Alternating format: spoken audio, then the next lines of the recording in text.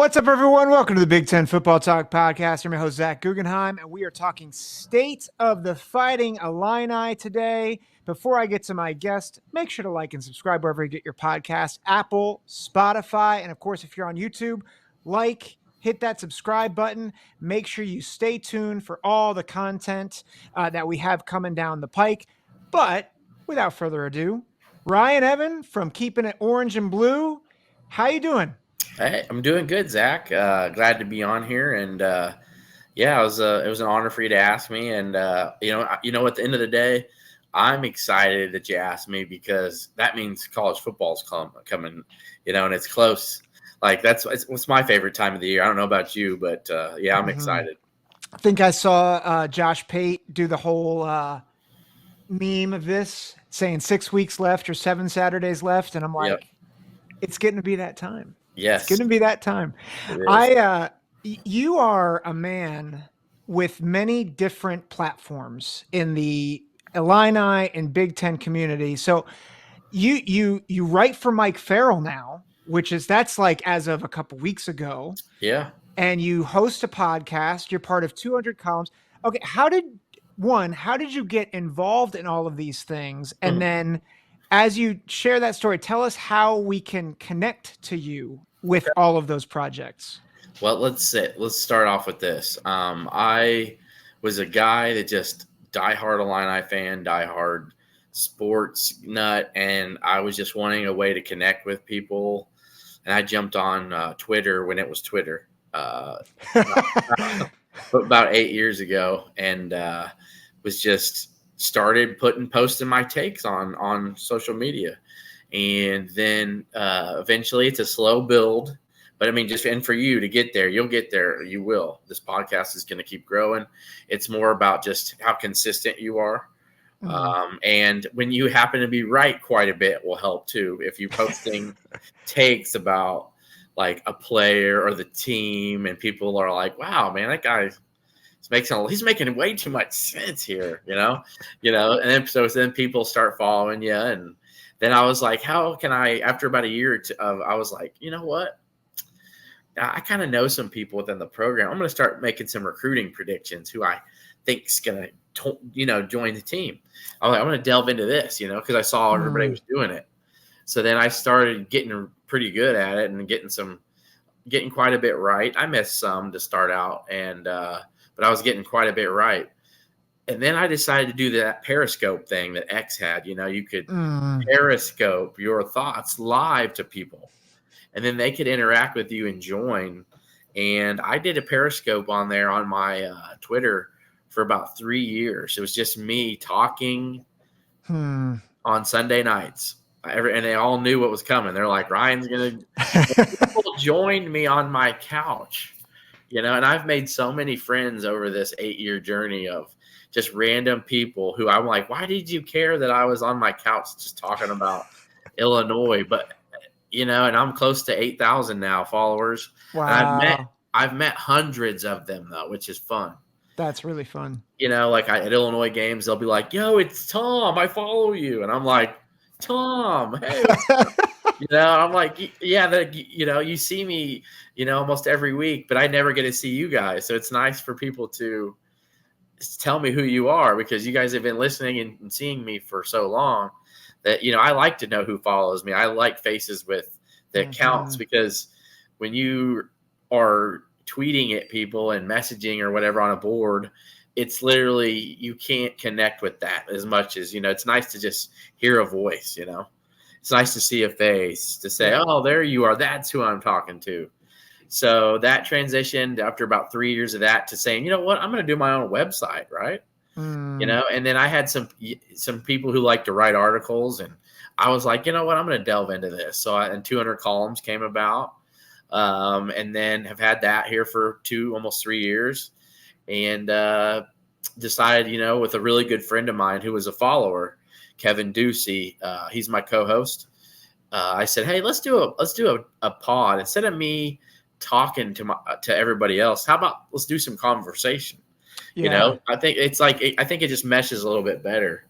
And people have really liked it. Kevin's a diehard Illini fan. He's got a little bit on me age-wise, so he can remember a little bit more than me because I was almost a '90s baby. I was born in '87, so There you go.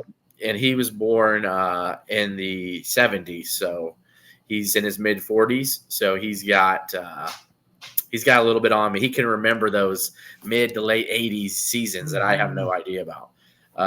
So yeah, the fans have just joined in on it, and then luckily enough, here recently, Mike Farrell, who's started Rivals and got all that, it just kind of saw my recruiting chops and my predictions and saw that I've got a nice little thing going, and they were wanting to build. He's wanting to build his website, MikeFarrellSports.com.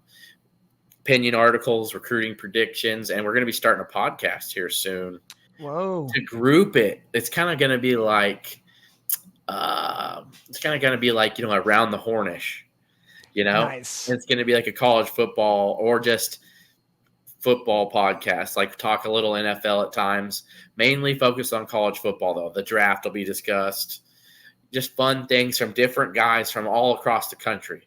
There'll be some East Coast guys. We'll have a West Coast guy. We'll have some South, some Midwest, and just a little flavor in there each week. To kind of like, let's talk about the biggest topics of the week. Yeah. Doesn't even have to be the biggest matchups. It could be Deion Sanders. It could be it could be Lane Kiffin. What did Lane Kiffin say this week, right? I just thought it was a good idea, and we're going to be doing that soon. And so, yeah, I'm blessed to be the Big Ten correspondent at Mike Farrell Sports, and hopefully that didn't ramble, but hopefully that answered your question too. Yeah. Well, I think you're giving us an insight into your, not just your connection, but knowledge about the Illinois program and the Big Ten overall, and your love and passion for podcasting and journalism, it's really exciting to have you on. By the way, I think you do a great job with what you do. So I think thank you. Just keep doing it. Yeah, that's all I can tell you. And you'll get better at it. And like, you're already smooth and calm, and I think you segue great, and I think all those things are good. So I'll definitely be supportive of what you're doing and retweet your stuff when I see it and all that. But yeah, so I'm glad that you had me on here. Absolutely. Well, I appreciate it, and I was telling you this off camera, or off air, I should say. Illinois has a soft spot in my heart because in many ways, like, I have several folks who have been with me from the beginning, a couple good friends of mine from Penn State fans, Ohio State fans, obviously, but the fans that I've always been a bit surprised by, in a very good way, is Illinois fans. And they, in many ways, they were the first ones who reached out to me where I'm like, I have no idea who you are, but Illinois fans, and many of them reached out to me via email, via Twitter, and they're like, hey, I loved your show, or hey, I thought you got this thing wrong, or hey, and which makes me excited because I think this really feels like a great opportunity just to connect more with them. Oh yeah. And so I appreciate you coming on. A fun story before we kind of get into the content. My first prediction on this show was Illinois, Nebraska 2021. And I think I got the score right within 3 points. And hold on, let me think about that game. Hold on a second. Was that Lovie Smith's last year? No, it was Brett Bielema's opener. So week 0 game, right? Yeah. That was the one where there was like that safety on the punt return or whatever. Yeah. Okay. Well, yeah, and everybody was saying, "Oh, this is Nebraska's year," which is what we've been saying for the past 8 years. And everybody thought Nebraska was going to win, and I was like, I don't trust Frost. I love Bielema. Give me Illinois, and the pilot episode is me picking that game. That's great. And I want everybody to know this. I was at that sweltering game, and it was miserable. It was late August, and it was everything you'd think August would be. And it was, but you know what? I had to be there for Bielema's opener, and the thing is those Nebraska teams with Frost always had a bunch of buzz around them. They're like, This is the year, and I'm like, no.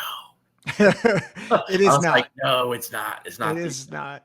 But yeah, that was a fun game. And and that Illinois team started off well, and I thought it was going to get to a bowl game, but it sadly shot itself in the foot a few too many times. So, but yes, I'm definitely looking forward to the Illini fans getting invested in checking out and looking at this, and they'll tell you what they think, and they'll tell me what they think about what I said. So absolutely. Well, let's get into it then. So before we talk about the current era, Illinois has had kind of an up and down kind of tradition and trajectory, right? Like 2001 is their last Big Ten championship. They were in the Rose Bowl or Sugar Bowl that year. Sugar Bowl, yep. And then 2007 they had the big upset in Columbus, go to the Rose Bowl. Yep. 2022 was really close to getting to the Big Ten championship game. Kind of take us through the past decade and a half of what Illinois, kind of what they've been like, and like what's kept them from really having sustained like excellence on the football field. So let's jump in. If you're okay, we'll start. I'm not going to do year by year, but I'm going to go quickly through the last 2 decades since they've won the Big Ten. Yeah. So they won it in 2001 with Ron Turner, who, had since coached offensive coordinator for the Bears and all kinds of other stuff. He's Norv Turner's brother. He had a nice little thing going. He had a nice NFL system. It helped to have an NFL quarterback like Kurt Kittner.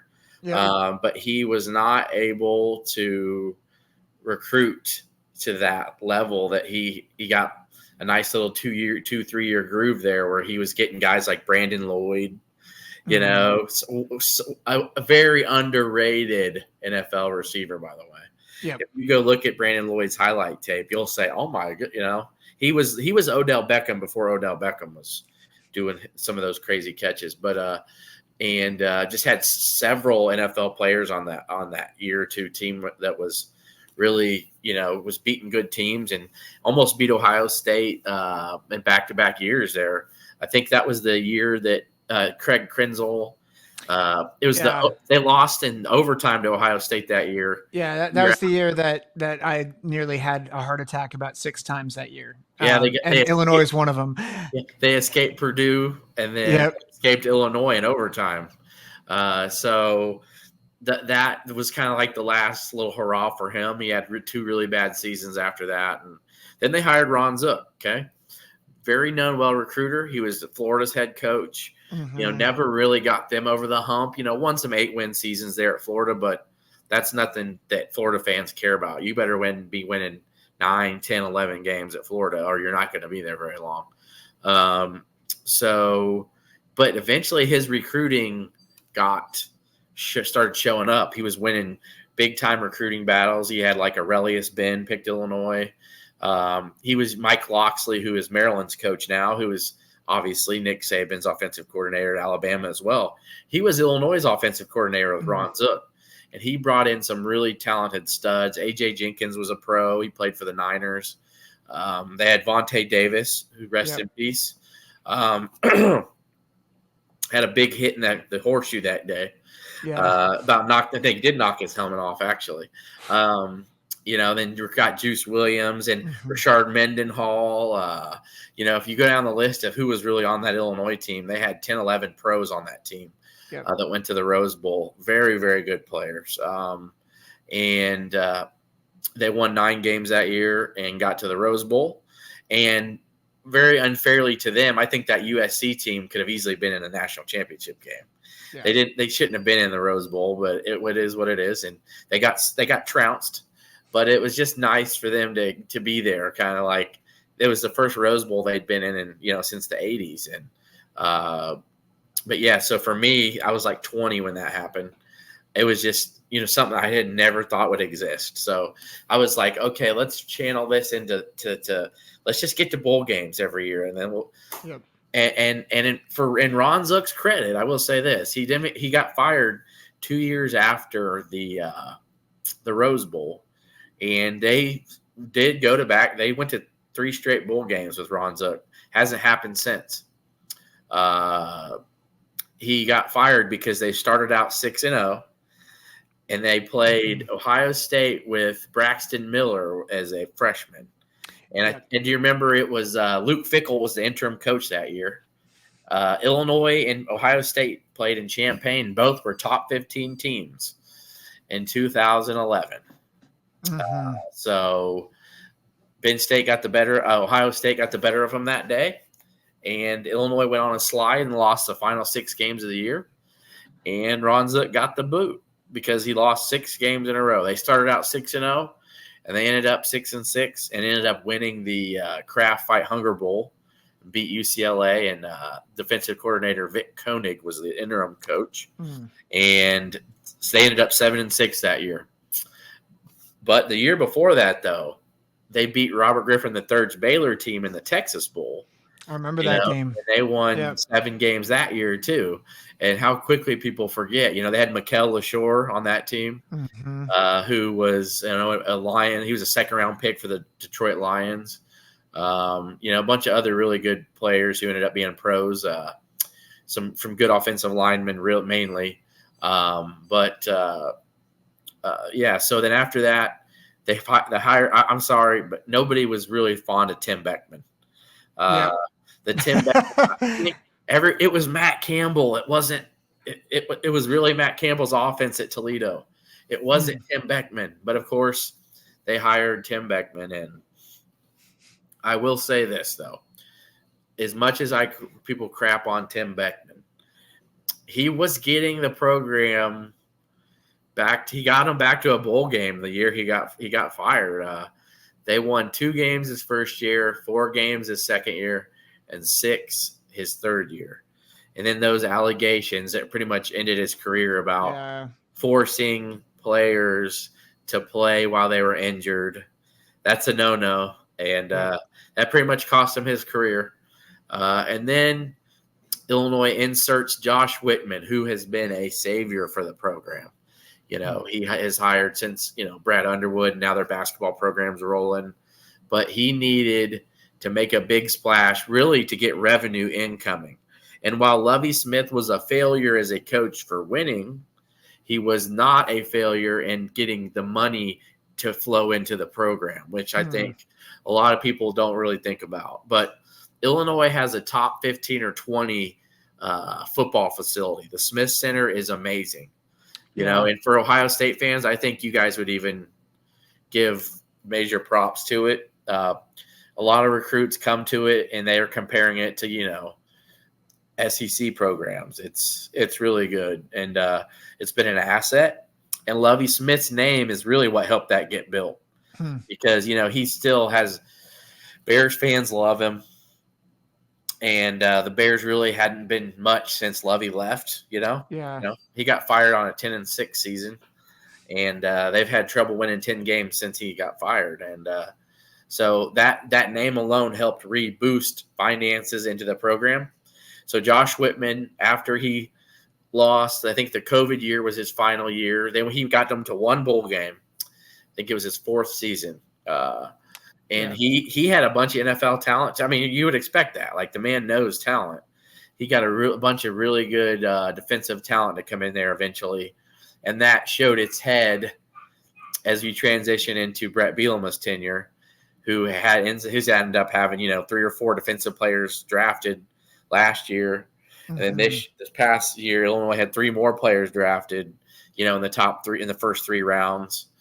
I think Illinois is only behind Michigan and Ohio State with, I think the most draft picks in the last couple seasons. So they're right there, and Bielema is, in my opinion, is the right guy to kind of guide this to being consistently getting to bowls. But he's got to do it. He's got to get it done this year. They've had 2 of his first 3 seasons. They were 5-7. Everyone gave him a pass for the first year. It's your first year. They won 4 games the year before that. So that was good. Like, hey, it's okay. But then when you get to 8 wins and you're playing in the which was the former Outback Bowl in Tampa, which is a solid bowl. It's a top 20 bowl. It's the ReliaQuest Bowl now. And, played a really good West Mississippi State team with Will Rogers and should have won that game. They blew it there in the final quarter. But you could just tell, like, this is a good program already in year 2. Yeah. This team should have easily won 9 or 10 wins. They had Michigan beat in the Big House that year, Yep. and J.J. McCarthy's knee was down, but I'm just keeping it real. On 4th down, they had that team beat, but and it is what it is, though. And you would think, okay, let's transition this into year 3, right? We're going to at least get 8 more wins. Well, they got 5. So, they blew a huge 4th quarter lead to Wisconsin last year at home. Johnny Newton got kicked out because he was a targeting call, which was huge in the game. That swung the game because he was dominating. Like, Wisconsin couldn't stay in front of him in double teams. And then they lost a heartbreaker to Northwestern on the last game of the year. They missed a 2-point conversion. There was a couple other games in there that, you just find a one play here, you get to the 6th win. Mm-hmm. So last year was very it was hard to swallow for a lot of, and it was hard to swallow for me. Yeah. Because you're like, man, you just wanted to get to a bowl to get you some momentum. And I know that's kind of weird for some Ohio State fans to think about, but that's just kind of where it is for the program. It's like, and I've mentioned this, Zach, with some other Ohio State fans, how it's like Ryan Day is getting chastised and like almost ran out of town for winning 11 games, and other fan bases are like, we got to 6 wins, baby. Yeah. Like, put more money in this program, right? So I wouldn't envy Ryan Day. I know he makes a lot of money, but man, that's not a fun way to live, in my opinion. Where you're playing for your livelihood if you ain't getting 12 wins a year. So yeah, it's interesting going back to the trajectory and that kind of the timeline of Illinois. And one of the things that really stood out as you were talking is it almost feels like Illinois has pulled the trigger too quickly at times on coaches. And I don't know if you would agree with that, but they had 3 straight bowl games, and then it was almost like they pulled the plug too quickly. And while I really do kind of agree with that about Zook, his recruiting was going down some. Okay. But I will tell you that next season was all his guys on his team. And, they still had Nate Shieldhouse, and they still had some talented guys on that 2012 team. But I would have probably let him coach the next season. I just feel like when your program hasn't had back-to-back bowl seasons in 2 decades to say, hey, let's fire the guy. Yeah, he still won 6 games that year. Like, yeah, I know it was unacceptable to lose 6 in a row, and some of the fashion was really bad. Just kind of didn't show up. But they had one against Penn State that actually Joe Paterno got his record-breaking win. Yeah. And they blew a game on a missed field goal, and it was just ugly. It was just ugly how the season ended. So, but yeah, I would agree with that to an extent. I think I would have liked to seen Zook one more year, but the Beckman thing, I think, was more Matt Campbell than anything, really. Yeah. And they picked the wrong guy. That wasn't Josh Whitman. That was a athletic director that's not very highly thought of, so I won't mention his name on here. Some people think he was trying to sabotage the program because he really didn't. He kind of got pushed into the job. So, but yeah. So I would agree with that to an extent. Yeah. Well, and that, I think that leads to Bielema because 3 years, 5 wins, 8 wins, 5 wins, and obviously last year was a disappointment. They were coming off losing a killer back end on the defense and a really good young coach in Ryan Walters. Yeah. And so that's not to make excuses, but there is an explanation as to why there was a dip. What is the mood in Champaign for Brett Bielema right now as you guys head into 2024? I would say it's season ticket sales are going up every year, so I can't say it's negative. I think it's still hopeful, but I can tell you this, that's going to change if this season doesn't go at least pleasant. It's not – Illinois football fans are not a wild bunch of, like, unrealistic fans. They're not. I think if I polled every Illini follow that I have, especially that love football, I think you'd say 75-25 would be thrilled with 6 wins. Mm-hmm. You just want to get to you just want to get to a bowl game. I think that just makes your program, you just kind of feel that positive heading into the offseason, and especially if you can win the bowl game. Yeah. But it doesn't feel like your season was a failure, Yeah. Because when you're sitting at home in Christmas and everybody's, hey, where are you guys going? Oh, yeah, I'm going to Tempe, Or, oh, yeah, hey, where are you guys heading? I'm going to Tampa. Like, oh, where are you guys going, right? Where are you guys going? You're going to Baton Rouge. You're going to New Orleans or Atlanta, and here Illinois fans are. We're like, well, it's basketball season, Mm-hmm. So it's just nice to put that bow on it. And anything more than 6 or 7 wins, I think is Illinois fans are just over the moon. And so I think Brett Bielema can do that. I think he can to bowl games. He's competent. He knows how to win. He's proven that at Wisconsin. Yeah. And to me, I don't know how much you want to dive into it, but there's no reason he can't do what he did at Wisconsin at Illinois. I do know that things have changed in the landscape now with NIL and all kinds of other things.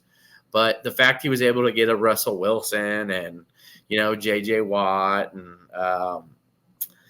there's just no reason that Illinois football can't be 8 to 10 wins if you really delve in and get to that Chicagoland and just get more guys in there. I don't really think Illinois is ever going to be a national. They're never going to be where Ohio State is. Sure. I'm realistic and understand that, but there's no reason that they can't compete with really good teams and every few years maybe surprise them. You know what I mean? Like, there's no reason that Illinois, let's say they beat Penn State a couple years ago, right? There's no reason Illinois just about beat Michigan, as we saw in the Big House. Yeah. There's no reason that Illinois can't do that every few years to where you're like, they won 8 games this year, man. And actually they upset Michigan or Oregon, or they clipped Penn State and got their 9th win. Like, there's no reason that Illinois football can't be that. Well, and I think they should be more like Wisconsin than Wisconsin is, based on geography, based on resource. Wisconsin is really built itself into a good program, but you're in the heart of you're near a major metropolitan area in Chicago. There is great tradition with Illinois, and you do have we don't talk about it a lot, but there is a traditional rivalry with Ohio State. The Illinois Trophy is a thing, right? Yeah. And, it doesn't get talked about a lot, especially because Ohio State and Illinois haven't played often. I'm going to be honest. Even though when things were getting ugly there for a little bit, I still miss that because, to me, that gets the Illinois fan base excited. That gets the crowd lively, And I'm going to be honest, even if Illinois, hasn't beat them since 2007, Illinois, I'd say every other matchup, it seemed like Illinois was giving Ohio State a good game. Like, Illinois is not a game I like on the schedule. Them and Purdue, I'm like, because there was one year when I remember you guys came to Champaign and it was like 52-42. One, do you remember that game? Oh yeah, it was like Illinois was scoring though. Like, and I'm thinking, what is going on here?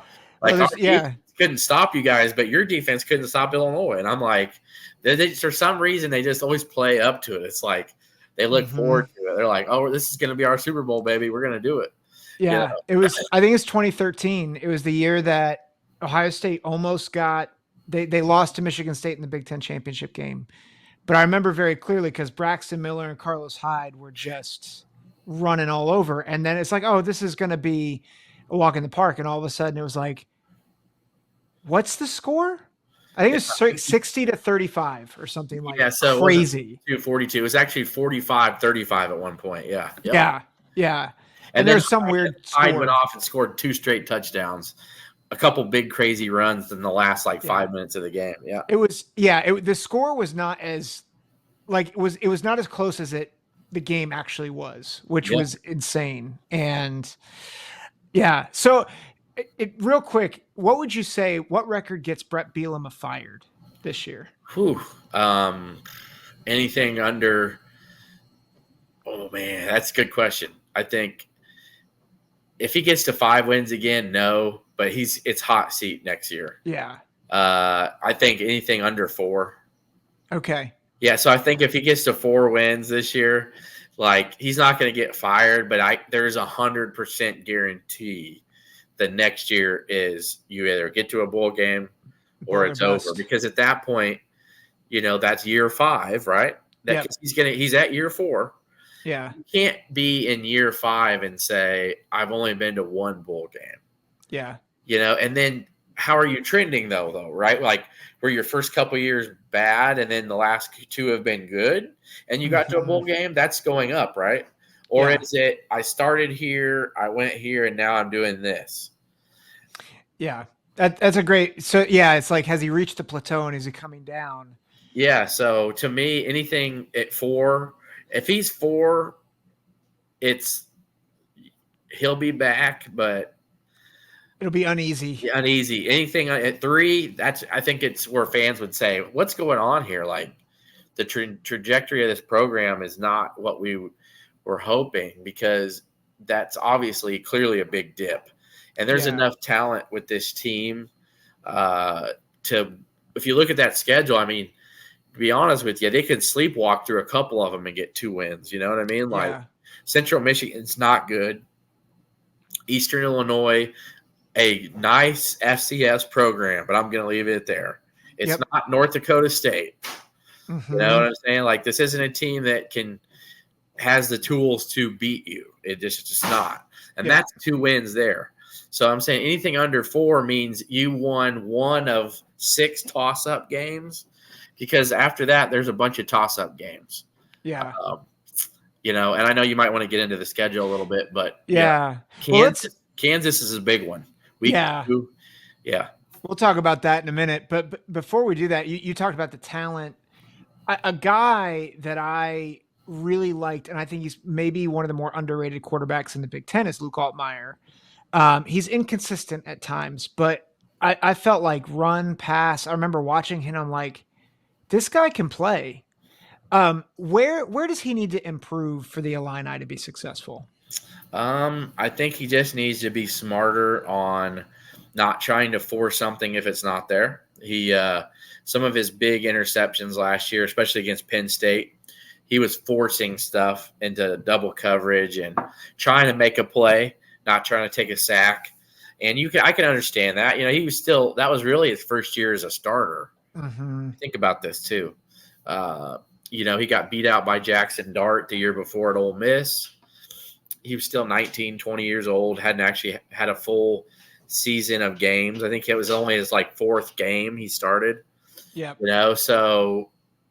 But then as the year progressed, he was making a lot better decisions. Very mobile, very deceptively mobile with his feet. Yeah. And, so I like that a lot. But I think just knowing, I can throw the ball away.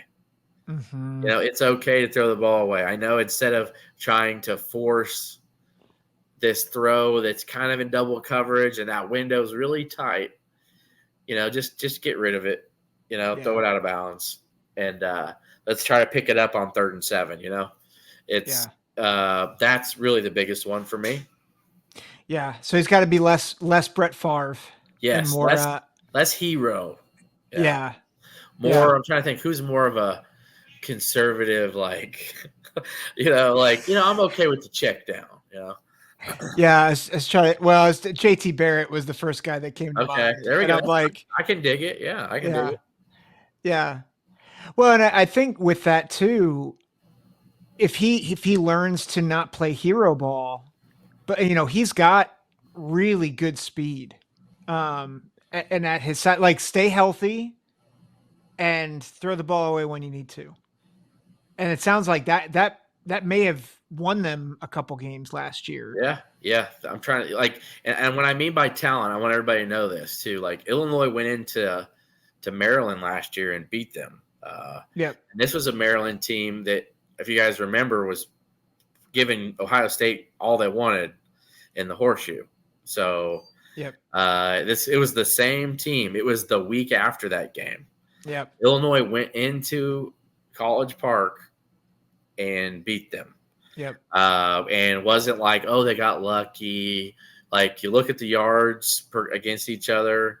Altmyer had some big time throws. He had a huge touchdown pass in the first quarter, and then he had a huge throw on in the fourth quarter on 3rd and long to set up the game-winning field goal. The defense did enough, against a really tough offense. Tua Tagovailoa had had a couple bad throws that Illinois forced with Johnny Newton. He did that. But so if you think about that, not just that, but they really should have beat Wisconsin. They were pretty much dominating that game. Yep. And they do return quite a bit of players from that team. They did lose, again, Keith Randolph and Johnny Newton and Tip Ryman, who got drafted by the Cardinals, along with Isaiah Adams. Those guys both, he was offensive lineman. They both got drafted by the Cardinals. So they did lose some talent. But every year, everybody really loses something. Right. It's really, what did you replace in that? And Illinois did replace Isaiah Adams. They got J.C. Davis, who is he's second team preseason All Big Ten by a couple people I've seen already that kind of know their stuff. So, they replaced the offensive line. I think they upgraded the O-line, which is where I'm, Zach, I'm very bullish on the team because they upgraded the O-line. They've got a very nice young core of running backs who I know we're going to get to. And they upgraded the wide receiver core with they lost Isaiah Williams, who got picked up by the Lions. But they've upgraded the receiving core. So they got a transfer from Ole Miss, who was Barry Lunny's prime. Hold on a second. Prime Zachary Franklin, prime guy at UTSA, where Barry Lunny was there, and they were really good. UTSA was really good for a couple seasons. Yeah, so hired Barry Lunny from there. But Zachary Franklin has had 2,000-yard receiving seasons. Wow. Okay, he was a stud. He didn't have a good year at Ole Miss. He was injured, and then really just kind of said, you know what? If I play one more game, I can't come back next year and play. So I'm redshirting. And at the end of the day, I don't blame him. You're injured for most of the year. They were trying to, I think, force him to play the last couple games where he was like, I haven't been part of this system. I'm not incorporated in it. And then they're going to make me go just waste my college eligibility away. So he sat out the last couple games, and he's a talented guy. So they upgraded there, and they added an FCS tight end All-American named Cole Rusk, who's going to be a nice little piece that you can put in the slot too if you need. Very talented pass catcher. And defensively, though, is the real big question. Yeah. Is defensively, it was the second worst Big Ten, I think, defense in the Big Ten last year. Yards per game and scoring. They added Terrence Brooks, though, from Texas, who that's huge. I mean, he was playing in the national semifinals in January, so. Yeah. And it's honorable mention Big 12 a year ago. Yeah. So, like, a good corner. He's a legit good corner. He started for Texas. I just want everybody to know that. Like, he started for a top 4 team last year. Yeah, he may not have been the best corner on that team or even the top 5 in the league, but he's a good cornerback, somebody that Illinois needed to help this young core. And then, of course, the young core in the secondary got a year older, which always helps, Yep. Well, and looking down the depth chart, this is according to Phil Steele.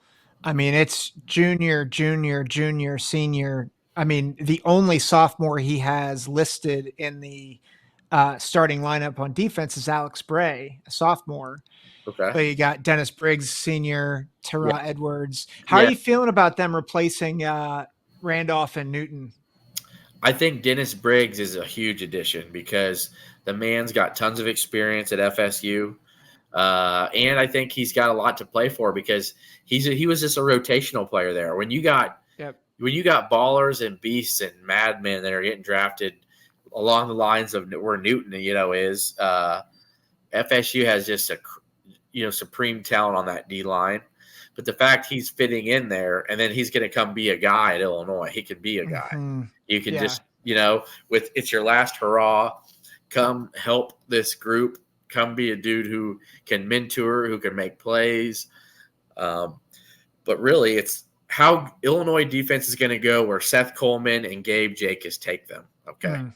So Seth Coleman is the leader of that defense, and he's been in this system the whole time that Brett has been here. He's actually a Lovie Smith holdover. Lovie Smith loved him from Florida, and I think he's got a chance to get drafted if he has a good year. He's got all the intangibles you would like in a outside linebacker, edge rusher. And also, if you're looking at the Phil Steele, Kenna Odeluga is a huge piece for the team. Mm. When he went down last year against Iowa, that really crushed, I feel like, their bowl chances defensively. Because really, I forgot the Iowa game they blew, by the way. They were winning in Iowa City and gave up they hadn't given up more than a 15 yards play the whole game, and then gave up a 40-yard touchdown run after Odeluga went out. Mm. And Kenan Odeluga is an X factor for me on the defense. Yeah, so it sounds like while there's youth and obviously replacing like the heart of your defense from a year ago, it seems like depth and a resurgence of new blood, or not resurgence, but a injection of new blood. Brooks, Briggs, and it's not just new blood, but it's actually experienced new blood because Briggs, 6 years at Florida State. Yeah, Gentle Hunt is going to be a guy with a chip on his shoulder. He came from Florida A&M. He FCS All-American. He's FCS HBCU. Sorry. But still talented, 5'11", 300 pounds. He's got that nasty motor where you want a guy like that on the line who can get leverage on guys, and he's quick. And the staff loves him. They think, this is going to be a guy who's got a motor like Johnny Newton. Yeah. He's got a chip on his shoulder like Johnny Newton. I don't know if he has the talent of Newton, but he's a guy that's going to be in there who can be a nice piece for him, I think. Yeah. So Gentle Hunt, not so gentle on the line. No. You were beaming pre-show about Caden Fagan, and so I'm just going to let you go because I think this guy, I think this guy could be a stud, and obviously you can say more about him. I mean, he's a guy Ohio State fans would be excited about if he was on your team. I mean, I'm just telling you, it doesn't matter. He would play at Ohio State somewhere. Okay. I don't know if he'd be a linebacker right now because you got Henderson and you got Judkins, and my point is those are studs. I get it, but Fagan is not far behind. Mm-hmm. He is a specimen. Okay, almost 6'4", 250 pounds, and can run over 21 miles an hour when he's sprinting. If you look at him, he's sculpted like a Greek god. He's got a nice vertical. He chose Illinois because he grew up an Illini fan. He grew up 15 minutes from Champaign. He had Notre Dame after him. He had Iowa wanting him bad. I'm sure, heck, Ohio State and Michigan may have offered him at something else. I don't know. But he was a top 150 kid. He's just something. And he was just injured for a nice chunk last year. He still averaged 4.8 yards or 4.6 yards a carry. I just wrote an article by the way, plug an article of at Mike Farrell Sports called Watch List, Big Ten offensive under the radar names, and he is one of them. Because if you think about it, like I just mentioned, Henderson, Judkins, the Rutgers running back, what's his name? Monangai. Yeah, Monangai. Obvious reasons. These guys are all going to be talked about. Yep. Because they've proven it. Fagan hasn't got to prove it yet, but what you saw last year made you say, man, what could this guy be if he even plays 10 games? What could he be if he plays 12? And it's scary. So he's a very good pass catcher too. He caught 16 passes for 9 passes or for like 116 yards. He had a big 55-yard touchdown pass reception against Minnesota, where he outran the entire defense. That's really kind of what gets that clip's actually in the article as well. So well, and I think you combine that with a more experienced offensive line from a year ago. Yep. You start to see, there really should be, at least a bowl team, if not more than a bowl team here for the Illini. And then Josh McCray's a nice piece in the backfield. He's dealt with injury problems, but he's 6'1", 235. Bielema loves his backs, his big, thick, bulky backs. It's a sad thing is when you have those backs, what do defenders do to get them down, right? They go low. Yeah. And they get hurt. That's McCray's biggest bugaboo is his ankles. His ankles and his shins have been beat up because these guys, and I mean, at the end of the day, if I was tasked to get them to the ground, you got to do what you got to do. Yep. And it's sad that way, but guys have always been rolling on their ankles, and he just has not been able to stay healthy. But Aiden Lawfrey is a nice change of pace. He's got nice burst.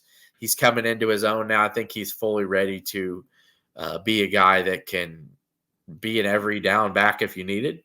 I don't think they will need him to, but it's nice because it's nice to have 3 guys, that have made plays, who have been the guy who can, take some carries away. So you don't have Fagan having 30 to 35 carries a game. Yeah. So really good running back room, upgraded offensive line. I think defensively, the back 7 has improved. The back 8, I should say.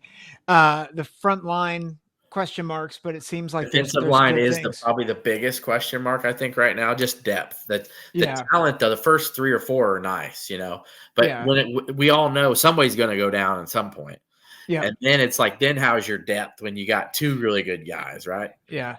And the schedule gets favorable. Tougher. Favorable. It's favorable, but you add Michigan, you add Oregon.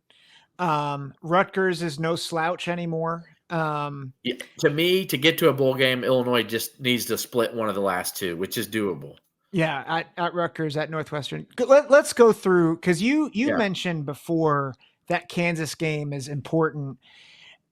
Talk more about that, because Kansas, I have questions. I hope they're going to be ranked, Zach. I'm hoping they're going to be ranked because they get all the hype. That's usually how it works to start the year. Yeah, Daniels is healthy.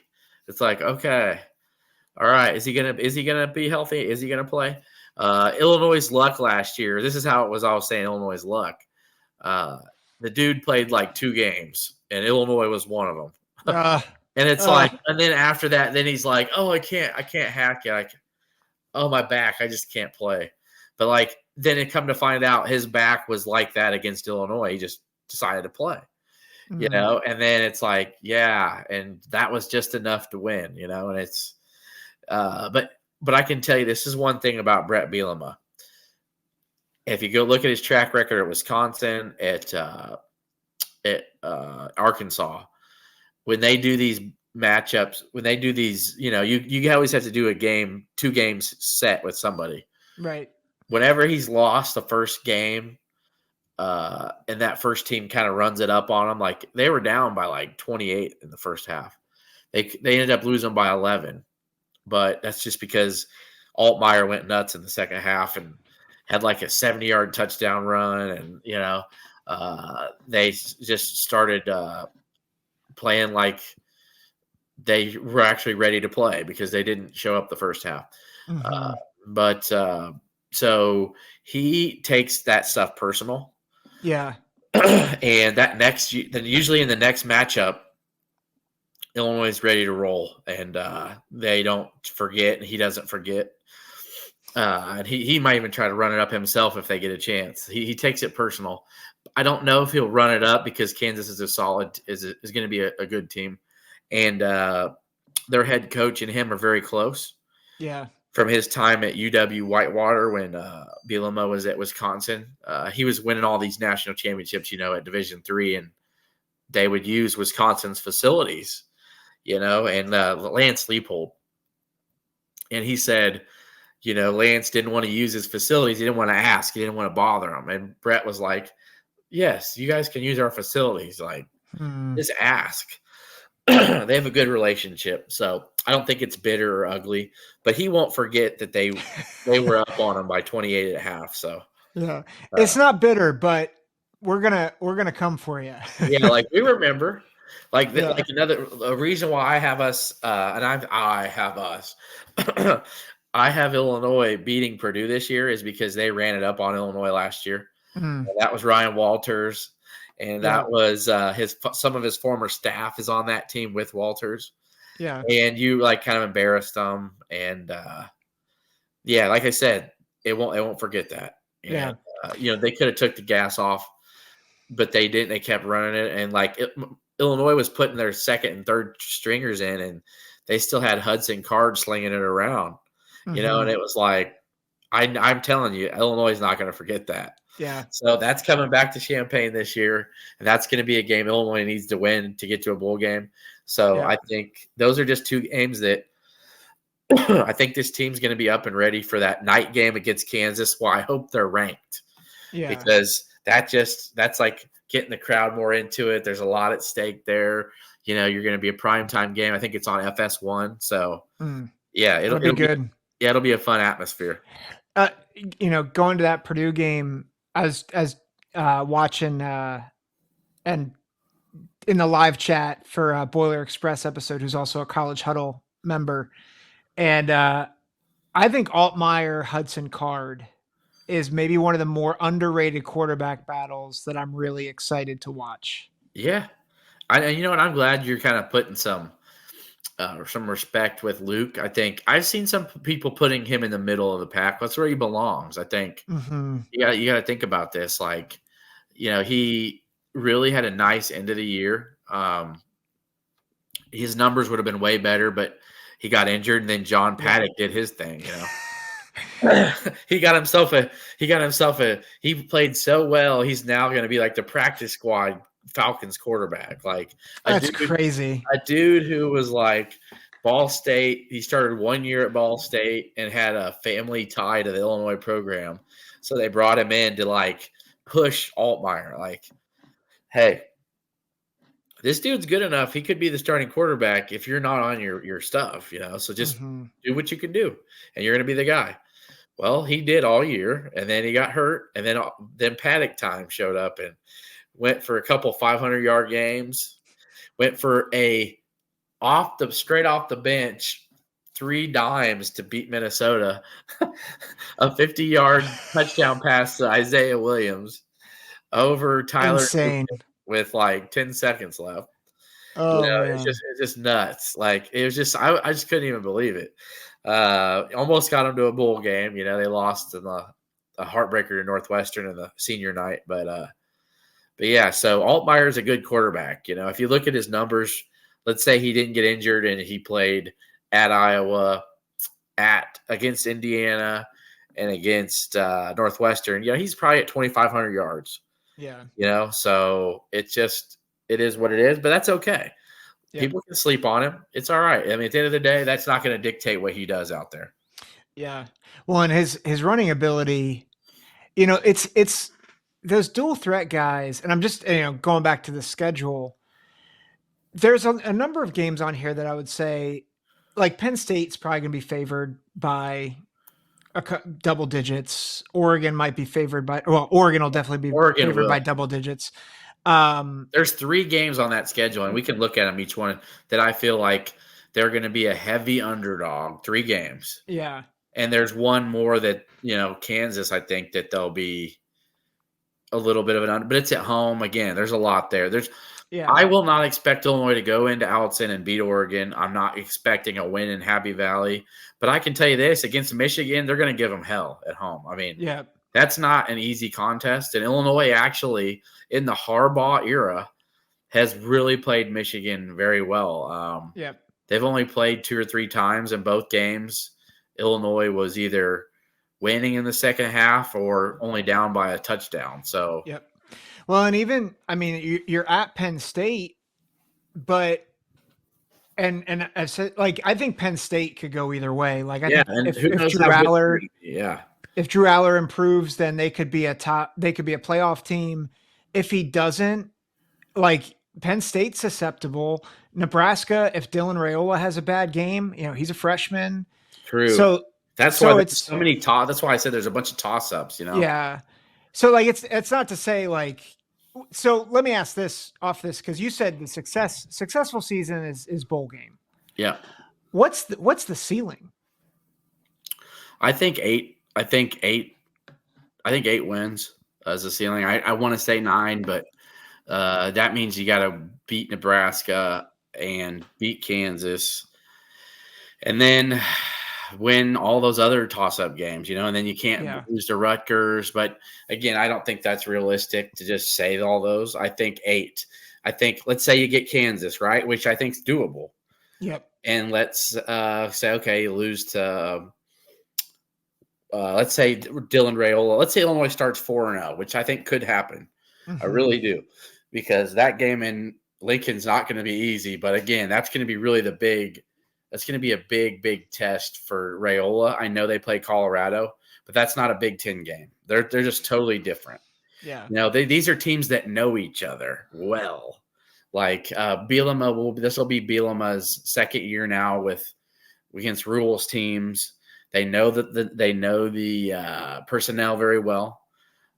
There's not going to be surprised by much. Yeah. So this is like, we know what you got. This is what we got. Except you have a guy making his 4th start in his first night game in prime time, because it's a Friday night game. So, we have a group of veteran defensive players. We have some new staff here. So again, that's a game Illinois could win. So for me to get to 8 wins, I'm saying Illinois needs to start out 4-0, and then probably, let's say Penn State, Oregon, Michigan are losses. Then somewhere in there, I like Illinois over Purdue. I think they've had Minnesota's number. I think that's going to stay. Yeah. I think Michigan State's got a new coach, a new system. He's young too. I think Michigan State's a game Illinois can win. Yeah. And then, or let's say you lose to Michigan State and you win your last 2 games and beat Rutgers and Northwestern. Let's say this. I don't know that Ethan Kaliak-Manis is going to be great at Rutgers this year. Like, at the end of the day, he's not proven to me one time he's a very good quarterback. I think he's a okay guy at best. Yep. Can he not turn the ball over? Yes, they're going to pound the ball and they're going to play tough D. But at the end of the day, Kaliak-Manis has to throw the ball. Yep. And when he's done that, Illinois has had a lot of success against him, forcing him to do that.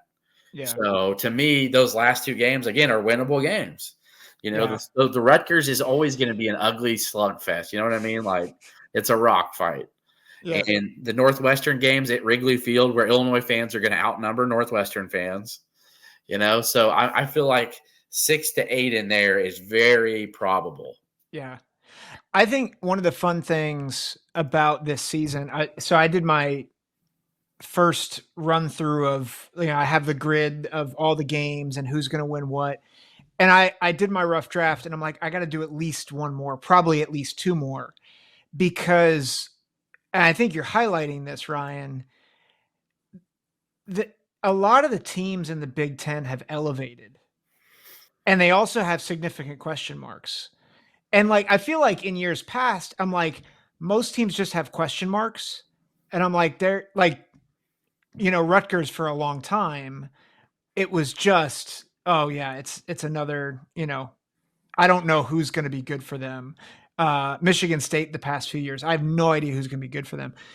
this year, like I feel like in talking to you and talking to Kurt over at Skyu Pod, talking with Larry over at Night Watch, you know, there's always a lot of optimism for our teams, but like there's legit optimism at every turn. But there's also these question marks that it's like, yeah, like if Michigan State hits at quarterback, they actually might be a bowl team.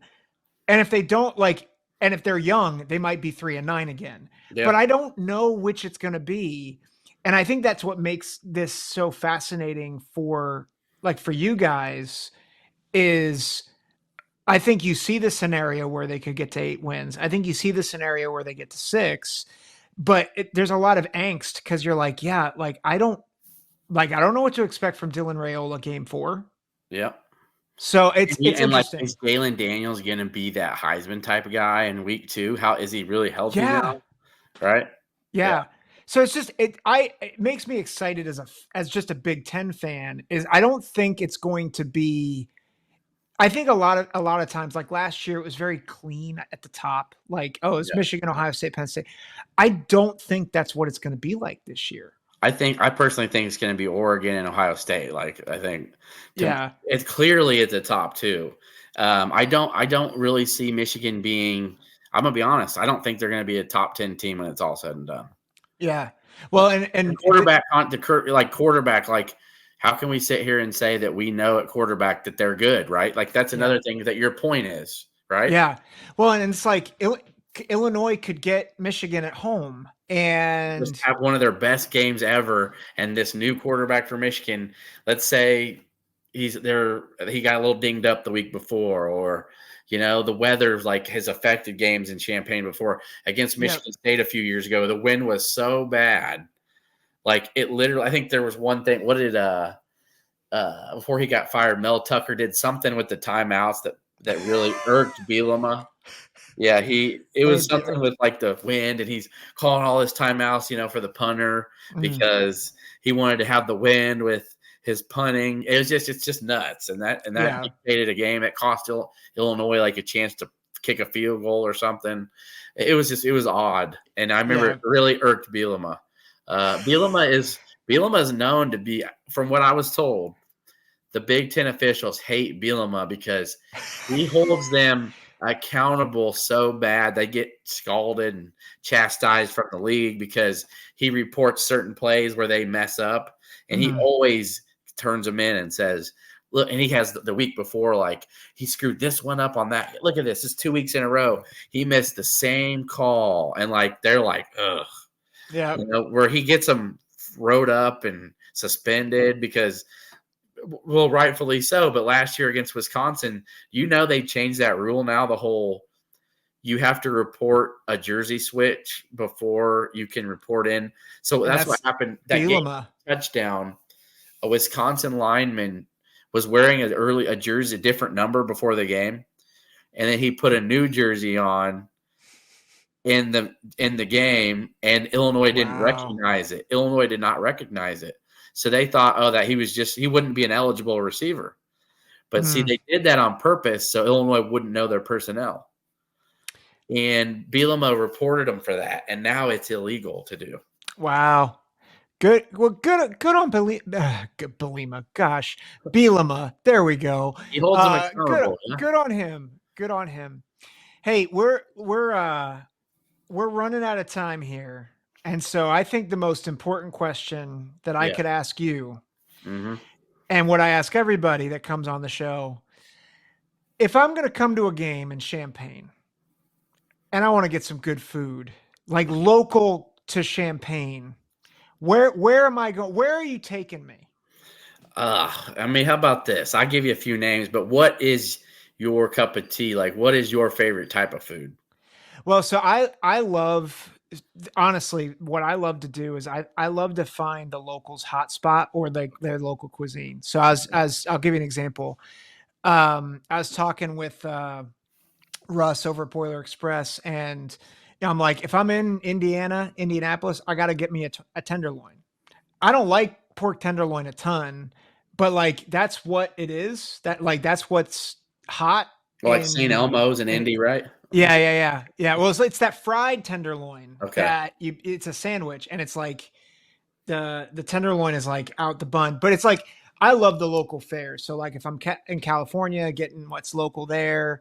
Um, Okay. there's been So some fun. There's been some fun options. But yeah, what would you say is local to there's a Champaign? place called Meatheads if you like subs. Okay. Ooh. Yeah. I Then already like the name. yeah, Meatheads, exactly.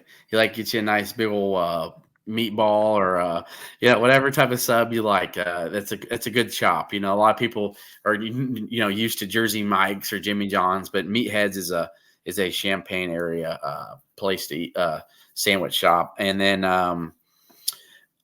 I love a good steak and a potato and a salad. There's a place called the Ribeye that's very close to Memorial Stadium. Mm. The Ribeye. It's got great service. They got a salad bar up there with anything you could imagine. Great steak and the shrimp. Oh, jumbo shrimp. I'm just telling you. Mm. I know that sounded good already, isn't it? Listen, it's close to 11 o'clock p.m. Eastern where I am at as we're recording this, and I want a steak right now. And I want those jumbo shrimp. So and there's a fun little diner that's kind of like a Seinfeld-ish diner. You know the diner they'd all go to in Seinfeld? It's called Mary Ann's. And it's like a good breakfast spot that like all the students go, and they like can go get their little, get your hash browns and get your little pancakes and whatever. They'll just your eggs. They cook it right there in front of you, the grill. It's a nice little spot. I know, getting you hungry. Now, if you want dessert, it's called Jarling's Custard Cup. Okay. Jarling's Custard Cup. It's some of the best ice cream I've had. And so I hope that's helped. And if you like barbecue, this place called Black Dog. Black Dog. Yep. Nice. Good barbecue. Yep. I think if I'm going to Champaign, I'm going to the Ribeye, and then I'm going to Jarling's Custard. It's Custard Cup. Yep. Jarling's Custard Cup. There's something about, I'm assuming it's like a frozen custard, like it's thicker. Yeah. It's a thicker, I was just on vacation at the beach, and they have Coors Brothers, which is custard. And I'm like, I never realized how much, I just feel like custard is so much better than the typical soft serve. Yeah. And so I want to go. Culver's is huge here, which is kind of like frozen custard. Yeah. Culver's is big here in Illinois. So it is I've only been to Culver's like 2 or 3 times. It is the best fast food chain I have been to. Yeah, the crinkle fries, and they got premium cheddar burgers. They got that Wisconsin cheddar. Oh, so good. I know. Hey, you know what? I'm sorry I kept you up so late, but this was fun, man. So. Yeah, no, it's great. I am glad. Tell everybody again where we can find you when you drop episodes. Yes, sir. You can find me on Spotify, Apple Podcasts, and YouTube. You can Keeping It Orange and Blue. It's at 200 columns on YouTube. But then, of course, the title is Keeping It Orange and Blue. We're having our 100th episode Sunday night. We do every Sunday night. We record live. We live stream. So that's always on X. I'm at 200 columns Rye, as you see here. We live stream on X, and then the next morning, it's always on Apple Podcasts and Spotify. And YouTube, it's the same night it drops there as well. And then you can catch me every week at Mike Farrell Sports, Big Ten Correspondent. So I will always be talking Big Ten. So if that's your cup of tea, check us out and read my articles. Zach, you'll have to check them out and tell me what you think. Yeah, for sure. Yeah, thank you so much. Definitely, guys, give Ryan a follow. Read his stuff on Mike Farrell Sports, and make sure you connect with his podcast at Keeping It at Orange and Blue. Thanks so much for coming on, Ryan. This has been a blast. Zach. It was a good time, man. Yeah, we'll do it again sometime. We will. Let's do it. That's right. To the rest of you, take care. God bless.